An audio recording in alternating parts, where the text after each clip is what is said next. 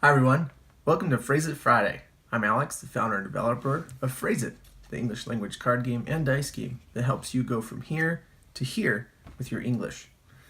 Today, our phrasal verbs are work out and hang up. Work out and hang up. So in English, when I say work out, I mean to exercise or to the first one, to exercise. So I might say, I need to work out tomorrow. Or we might say, I work out 3 times a week, meaning exercise. And that can be to lift weights, or to run, swimming, climbing, any kind of exercise that you do on a regular basis. Or a workout can be 20, 30, 45 minutes of intense physical activity to get healthy. So that's the first definition of workout. Second definition of workout is to function, to have happen, or it could be to fit into my schedule.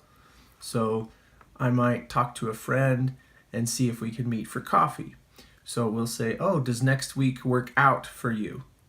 Does it work out to get together? And you might say, well, just give me a minute, let's look at my calendar. And so you do that and you say, yes, next week on Tuesday works out for me. And that means it functions, it operates, it happens to work within your schedule. Not work as an occupation or job. So if it's just work by itself, often that means an occupation or job. But when I have it with work out, it can mean to exercise, or to schedule something, or to something happen. So it might be, another example could be a friend brings you food. Maybe you have a friend who's sick at home, and you say, will it work out for me to come by and bring you some soup? So you might say, does it work out? And often we use that in scheduling, but we do use it for event planning or other things too. So that's workout. The next phrasal verb for today is hang up. And hang up can mean to take clothing from a lower place to a higher place. So if my towel is on the floor, I need to hang it up. And often my wife and I tell our children, please hang up your towel, because they like to leave their towels on the floor.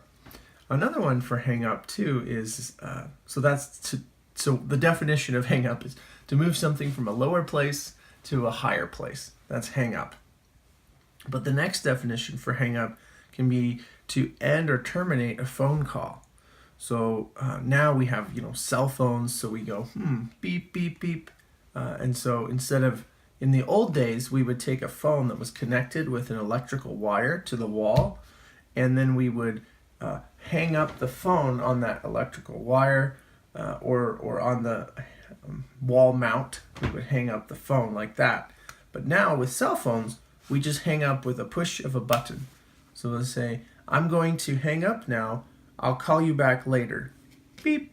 I just hung up on them. Or sometimes you have a telemarketer or a scam artist or someone who lies to you on the phone. It says, hello, you have won $1 million. Please give us all of your information and we will send you your new BMW tomorrow. And when I hear these phone calls, I hang up. Beep, hang up. So that's hang up. So again, our 2 phrasal verbs this week are work out and hang up. If you have more questions about hang up, one more definition. Actually, there's a third definition of hang up.